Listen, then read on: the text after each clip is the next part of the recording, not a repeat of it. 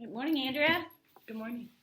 All right, so yesterday I got to see a fabulous lesson. I'm excited for Christmas now after all these fun songs. So you've had a chance to kind of review the observation from yesterday. And some of the things that you wanted me to look for was just some of those behaviors that you were concerned about, and then that they were following those learning targets. So I hope I was able to capture some of that for you. So just reflecting on the lesson from yesterday to help us prepare for our next lesson. What were some of the things that come to mind for you? It's nice to see, percentages. It's reassuring to see that, the majority of the students are catching on to those learning targets already. And that, when we're using our whisper voice versus our singing voice, they're catching on to that either right away or with one round of feedback, let's fix that, and then then it joins in, and so we're looking at 98%, 97%. The majority of the students are grasping onto that really well, which is nice. You caught some behavior things that I didn't catch in the back row, just as far as students not keeping their hands to themselves, or just little things that sometimes I occasionally miss. That's nice to see, the same names popping up. Okay, I need to focus more on those students. And it's funny because we both had different perspectives, because after we talked right after the lesson, I noticed I had two in the front row that were doing that, but you noticed the ones in the back row. So it's nice to see that, okay, I need to look at those students a little bit more. And then just kind of reminded me, okay, I have, Liam, for example, I need to think of a more structured intervention or some way, whether that's talking to his teacher or you, since I know you've seen the class a little bit. How can I get him more engaged in the lesson? Because when he's laying down, sometimes he is engaged and sometimes he's saying the words when he's laying down, so I want to give him the freedom to move his body how he needs to move, which is why I like having us on the floor versus in chairs and things. But there's also a large chunk of time where he's laying there not doing what he's supposed to be doing. So how can I let him be flexible in how he wants to sit and listen, but also make sure that he's actively engaged? And that's, like I was sharing with you, that this lesson in particular was hard because a lot of it was humming. Yeah. And so it was hard for me to decide if he was humming or... I mean, his lips were closed. Yeah. But I couldn't hear his voice ahead of the others. So. Yeah. So, it's just nice to see that, for an initial, hey, we're introducing this stuff, a lot of them were really grasping onto it right away, which is really nice. Yeah. Because now we have a month to really work on it, and they've already been introduced, so now they kind of know what the expectations are. That was one thing that I really appreciated about your classroom was you did a lot of checks on expectations, and they always knew what the expectation was. So even when they weren't following the expectation, they were able to correct that quickly. And I love the way that you encourage them to think about their actions at that moment. I'm trying to incorporate more reflecting on themselves, because that's really easy for me to say or sing my song oh, my hands are in my lap, lap, lap. Okay, fix it. Versus do a body check right now. How does your body look and feel? No, I've started to say that when they're coming in too. I'll play some music or I'll play a video or I'll start playing my ukulele or something and give them time instead of jumping right in. I like to jump right in because we only have 30 minutes together, but trying to give them some time to check their bodies and get ready for music. We're in a new space, different environment, so I'll try to do that. And then the other thing, just about what I noticed in the lesson is when we were working on the last one, I can match my teacher's voice, matching pitch. That's a really, really tough concept for them to grasp, which I kind of expected and stuff. But I noticed when we were playing the little game for it, they weren't really grasping it. So I don't know. I feel that's one that they're just going to have to... I'm going to have to think more about how I can show the differences between and how I can get them to recognize that in their own voice. Because some of the kids, they just get it and they sing the pitches right away. So they're why would I sing the wrong thing if I can sing the right thing? So I just kind of need to rethink that last one. Okay. I think. So as far as the intention for the learning, so you had your targets listed up on the slideshow, Yep. and then you shared that rubric that showed exactly what was expected at each level, and then for the game you kind of practiced what that would look and sound like. Yeah.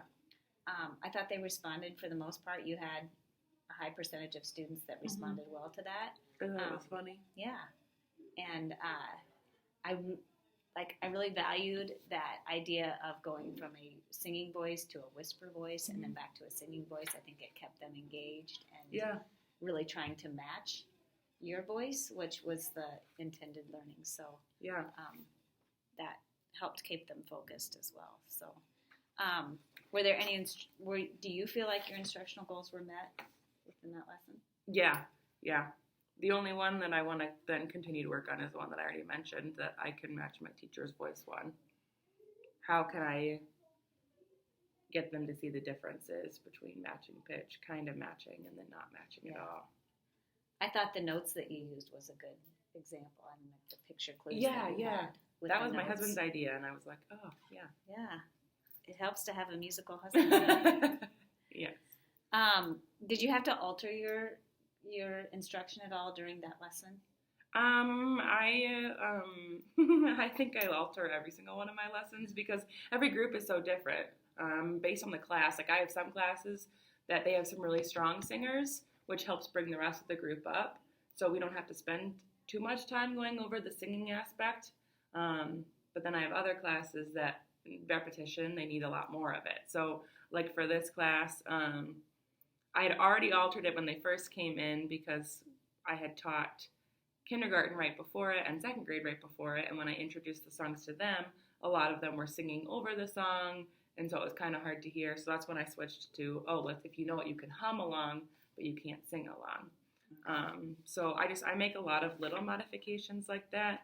I didn't have to like modify any like learning targets or anything like that, but just either more repetition or more like attention getters, that kind of thing, based on the group. So they were demonstrating more behaviors than they normally do for me, so I added in a couple more, my hands are in my laps, or cardinal, those kinds of things, just to get them back on track. Well, and I noticed that your student monitors really helped to kind of keep kids on track. Yes. Justice struggled a little bit at the back there, but I think she did better being the piece monitor and having a purpose than she would have had she not had a... Yeah. And I can't remember who my shout-out supervisor was, but they didn't say very much. So next time when I see them tomorrow, I'll just go over the job expectations again and just say, reminder, you can get up and do these, and it'll help the group. What was Dallas's job? Transportation specialist. She's my line leader. Okay. So normally they get to either help me have the kids line up, or they'll line up first and the rest of the kids will get behind, and then they inspect their line and make sure they're ready for the haw. And if they do the inspection and they don't pass, then we re-sing the lineup song and they reset. Yeah. And then if they don't pass again, then she goes down the line individually and asks them to go sit back down and re-walk up and try again. Well, she did a great job of making sure they were at that expectation because they didn't leave till they were ready.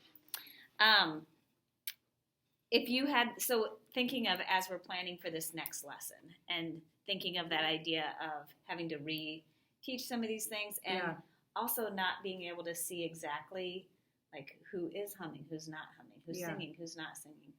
So looking into this next lesson, what could we do on more of an individual basis? I think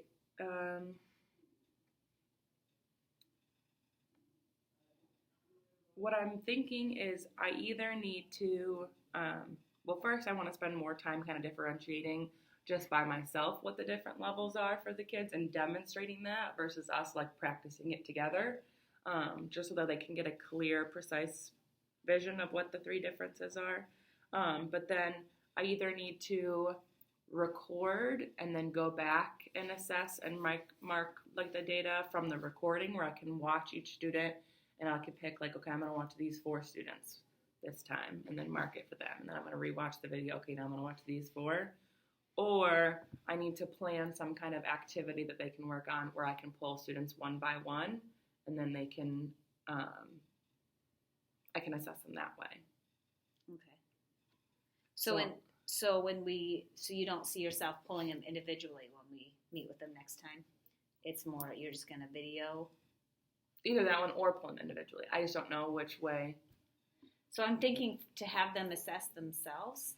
They can do that as a whole group because we can do that at the same time. They pass it out. We go over review the expectations, and then I say, okay, now we're gonna sing this little blip, and then I want you to think about, okay, how did I sing that, and did I do this, or what did my body look like? Or I could also record them, and then we can watch the recording.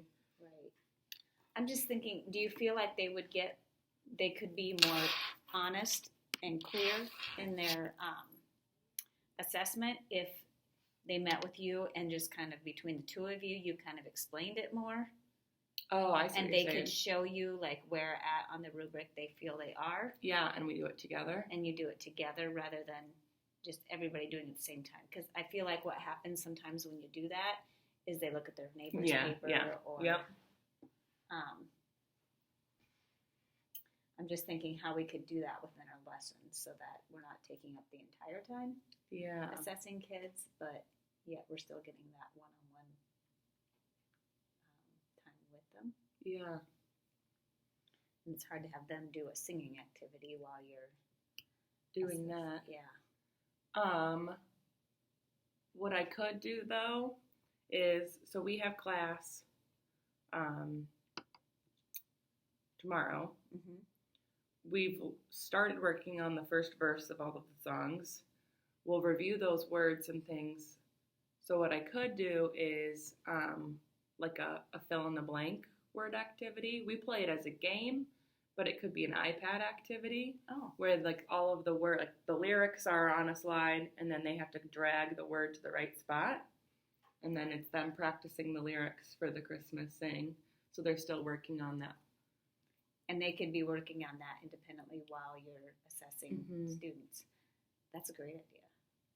So I've never tried it before, but I mean, we've played the fill-in-the-blank games. I would just have to make sure that like the words, hopefully since they already know the words, they'd be able to look at the letter sounds and kind of put the pieces together if it's words that they obviously don't know, like reading-wise, but... Okay. I think, especially if I do like "Here Comes Santa Claus," that one is easy for them to read, so they'd be able to. That was the one where you asked how many have heard this song, and most of your class. Oh yeah, yeah. Too many of them didn't know it's beginning to look a lot like Christmas, and then none of them knew North Pole Rock and Roll. But I liked that's that typical. one. It's fun. I hadn't either. I just found it a few weeks ago, and I was like, "Oh, we got to do this." Although I'm really anxious to hear this one that you were singing to Groovin' Eli. Elf? Yeah. Oh, yeah. Stop by kindergarten today, Miss Gavin's class. What time do I have them? 12:15 or 12:45? Nope, 50. 12:50. All right. I will do that. We're going to be working on Groovin' Elf today. I can just imagine Peter Groovin' Elf. He's not too interested in the dance moves, but the rest of the kids, man, they're excited. That's fun. All right, so yeah, maybe we can do that. An iPad activity, and then I can pull them one-on-one. Because then I could also write that in there. If I have them sing something to me and echo me, while they're reflecting on their own, then I'm reflecting on mine, and I can make a note. Yeah. Whether our reflections match or don't match. Sounds good. All right, so let's just go through our lesson for Wednesday or Tuesday, and then talk about what your role is, and then what my role could be during that time.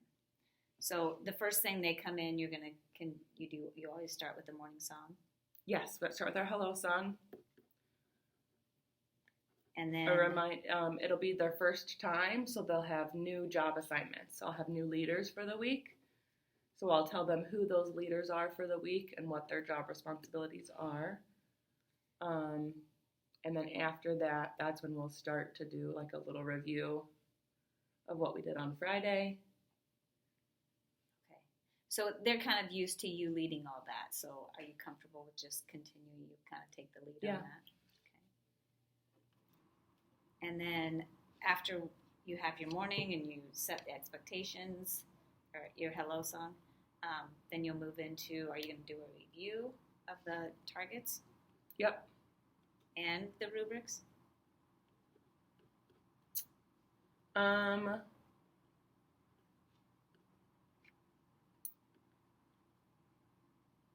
think what I'd probably do is a review of just like some of the songs we're working on, and then I'll review the rubrics right before we go into the iPad activity and pulling them.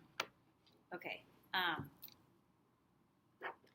So then, is there any point that you want me to lead any of that, or are you more comfortable leading that?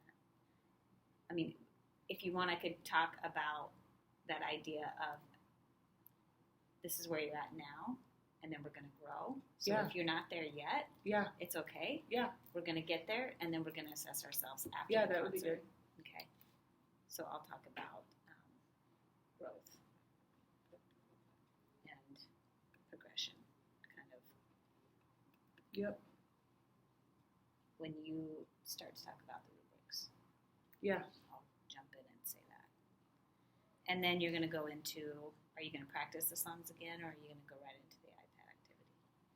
We'll just go, we have 22 kids in that class, so we should probably just go right into the, because when we review the songs, I'll tell them that this is their time to practice. Okay. So this will be their first attempt at self-assessment. Mm-hmm. So I'll kind of, we've done like informal, like we'll do something, and especially like if I have a couple like big behaviors going on, I'll say, all right, let's take a second, close your eyes, and I want you to just think about what your body looks like until we do like thumbs up, thumbs sideways, thumbs down with our eyes closed, so that way they can kind of show me. And the kids usually are really honest about it. And sometimes it's interesting to see, like, I have some kids that give me thumbs sideways when I would have given them a thumbs up. So you can tell which kids are, like, harder on themselves or, you know, have really high expectations. And then you have the occasional that were like, yeah, I was here. And you were like, no. And then that gives you a good chance to talk to them. Well, and especially if I like doing it. Normally I'm just so like, all right, let's go. I want to fit as much as I can. But I like, if we do it one-on-one together, then that really gives me the time to I just think further their self-reflection skills instead of just... And it gives them a true understanding of what the expectation is. That's why, like with those Sabres scores, I struggle a little bit because I don't think they're quite understanding what that means. So this will be good. I'm excited about what you can learn from that. So they'll go into the iPad activity. What do you see my role as during that? Do you want me to help assess some students, or are you more comfortable with me just kind of monitoring the iPad situation while, where do you see me fitting in there? I'd be okay with either one, honestly. I don't know, maybe if you want to just kind of like start by doing iPad stuff and then making sure everybody's getting good to go, and then you can join me, and then especially like if we're running low on time, then I can start calling a couple kids up at a time, and you could take one and I could take another. That sounds like a good plan. And you'll have those rubrics ready for each student? Yes. Okay. Yeah, so I'll print them off on little I'll put 2 on a page, so it's just a half sheet. And then I'll have pencils for them. They're numbered, so they should be able to circle which number. So when we go over the rubric, I'll explain. Do you plan to share these with parents then at the end? Or yeah, I'll keep them. Would it be beneficial to have like a rubric for before and a rubric after right next to each other so that they can see the growth? Oh, one maybe. So then maybe I just have the 2 printed, and then each student gets a sheet instead of me cutting them in half. Because then their before and their after is on the same page. That's a good idea. Okay. The other option too would be, since they have their iPads, instead of printing them off and putting them on paper, they could circle it on their iPad, and then it's saved in their student portfolio on their iPad. Yeah. But then you wouldn't have the side-by-side comparison. But they could flip between the pages, right? On their portfolio to see the before. I think so. Yeah. Do you put that in the Seesaw classroom? Mm-hmm. So yeah, they should be able to do that. I can show you how to do that if you're not sure. Yeah. Normally, I mean, I assign stuff on Seesaw, but I don't know. It'll go in their journal. Yeah. And then I think they could even create, we'll have to look into that, create their own journal for music. Okay. Because you can have different journals within it. So. Yeah. Okay. You can show me how to do that. And then when I talk so about... you will do that instead of printing them. Okay. When I talk about the growth and progression, maybe I'll bring in some of that leader in me aspect too, of like the goal setting. And this is where we want to get to. We did something, and last night I was laying in bed, and I was like, oh, I could have easily tied that into leader in me. And now I can't remember what it was, but I was like, man. It is fun to find all the ways you can tie it. I was mad at myself for that, but. So hopefully we can get through everybody that first day, but if not, we'll just carry on to the next time. But this will be a good starting point. So, anything for the end of the lesson that you need my assistance in, or just kind of do the regular? Yeah, we usually just sing our goodbye song and line up. But I mean, if you wanted to, you could just remind who the line leader is, and then you could choose whether you want them to dismiss the kids and have them line the kids up, or do you have them line up and then everybody, sometimes I change it up, like, all right, you're going to tiptoe to a dot, or you have to trot like a reindeer to a dot. Like, I change it up to make it fun, and then, Yeah. So if you wanted to do the reminder, that way I can wrap up anything that we're doing. Okay. Sounds good. I'm looking forward to this lesson. I've never co-taught with somebody before. Yeah, it'll be fun. All right. Thank Welcome you, to the Andrea. music world. Yeah, it's been fun.